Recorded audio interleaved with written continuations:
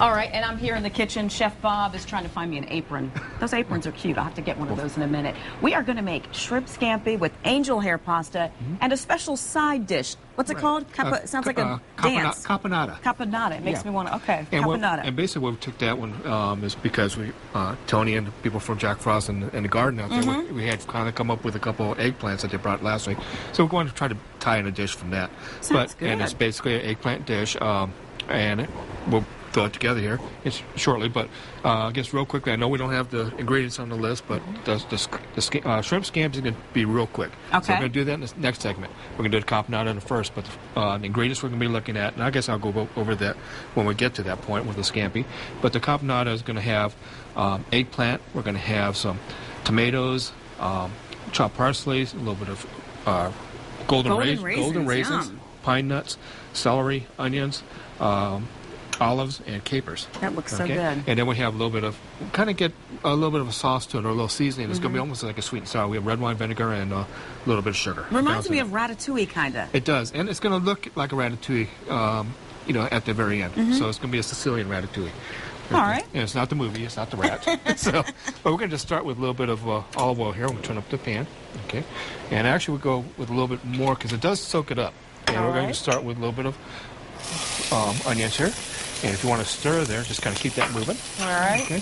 And then we're going to add a little bit of garlic there. And then add that little bit right there. All right. And off to the side. Oh, just go throw the whole thing in. Oh, the whole thing. All right, yeah. We love garlic. Yeah. Garlic always makes it taste better. Ah, yeah. Yeah. Here we go. And this is Get really the senses going this morning. This is a dish you just want to get things cooked down a little bit, and it can be it's actually made and works out if you make it the day before. Okay. Okay. So you get that working there. This looks like this would be something good with a sandwich. You know, if you're bringing lunch, and what we're going to do is we're going to serve it with some bruschetta, which the garlic toast points, basically. So there you go. You get it with the bread. It's like antipasta. Okay. Got little capers here. Now, is this something you can get at Farm Fresh with the pre-cooked meals that you guys have? Not yet.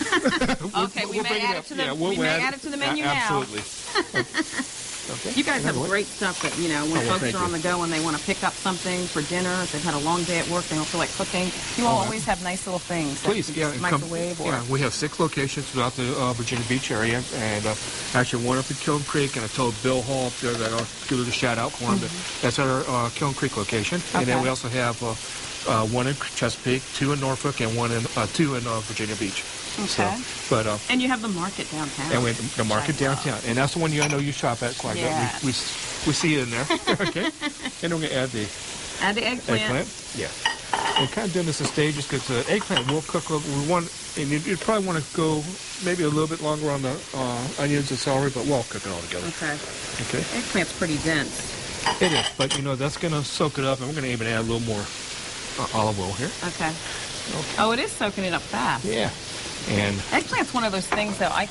You have to have the right thing to mix with it. I know for me, it's an acquired taste. And then we're going to just put the tomatoes in. We're just kind of moving this along for our 3-minute segment. All right. Okay. And this is looking yummy. Yeah, a little bit of salt in here, a little pepper. So is this a dish that you would make in bulk? I know you guys do a lot of catering. Is this something that... We make in bulk, and we can sell it, and this is something you take home, and actually you can serve this at room temperature and with crackers or toast or whatever. And just a little bit. I should have had you do this if you did better than Carrie. But we won't go there. I don't know about that. Okay, and we'll get the this looks yummy. Okay. You're right, though. If you guys see this, it is really soaking up the oil pretty quickly. And for our buzzers, I do have pancetta bacon that we're going to actually put on at the very end. Okay. So, all right, we're running out of time here, so we're going to add the rest of this stuff, and then... And this basically is pretty much it. We just cook it right down. What was that, sugar? That's a little bit of sugar and a little bit of red wine vinegar. We want to get a little bit of a balance there. Okay. A little bit of sweet and sour. All right. And just a little parsley. And pretty much that's going to be it. We're going to cook for about another 5-10 minutes. Okay. And then pull it off to the side, let it sit. And like I said, as it sits, it just builds up and it collects more flavor. It looks yummy. So, all right, let's head over to John and the ladies. Yeah.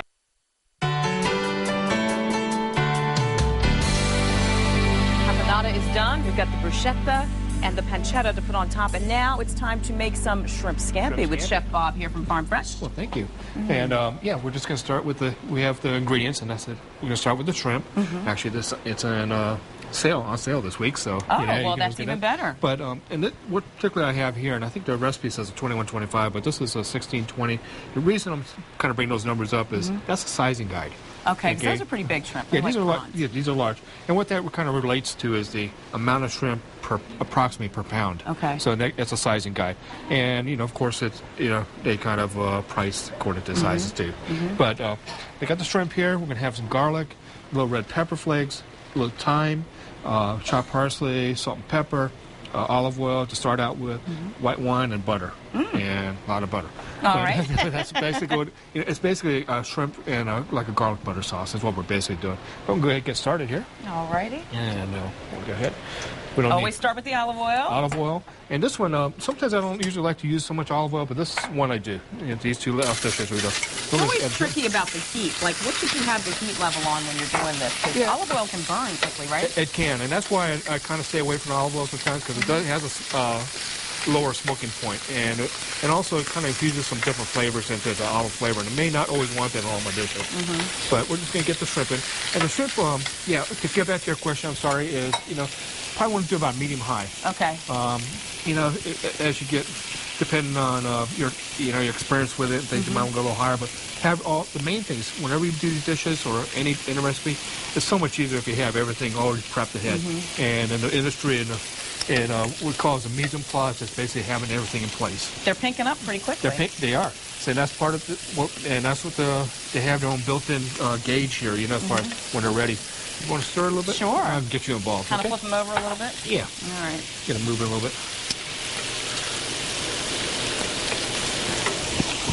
This pan seems to kind of soak up the olive oil, too. It does, and the shrimp. I'm just going to help you out here because I don't want Virginia to say wrap. Quickly, yeah. Oh, Virginia. Oh, we love Virginia.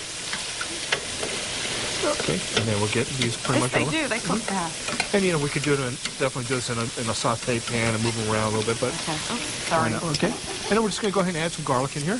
Okay. And basically. All right, I'm going to keep flipping these as you add this, so of course time is ticking away. As much garlic as you want. Okay. Okay.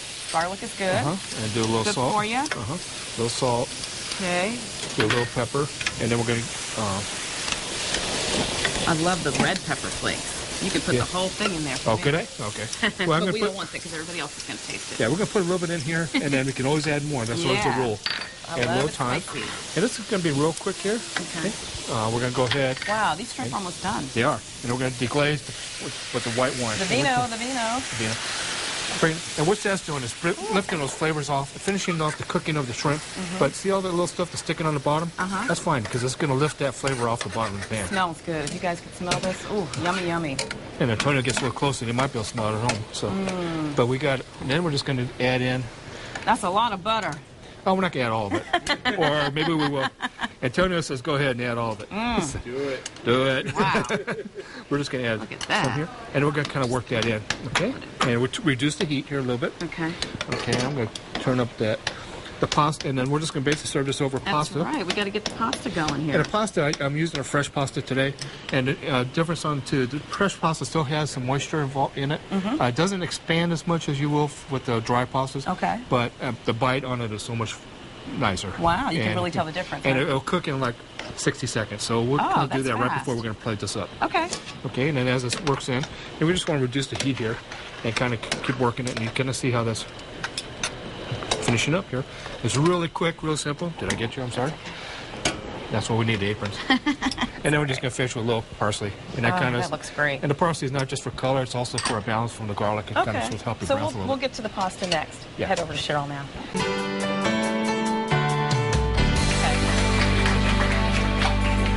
We are back in the kitchen. Let me tell you something. It's looking good. It's smelling good. We've got the caponatas out here with the bread, right? We've got that all plated up, and now Chef Bob is plating the shrimp scampi on top of the pasta. That's what Angel here?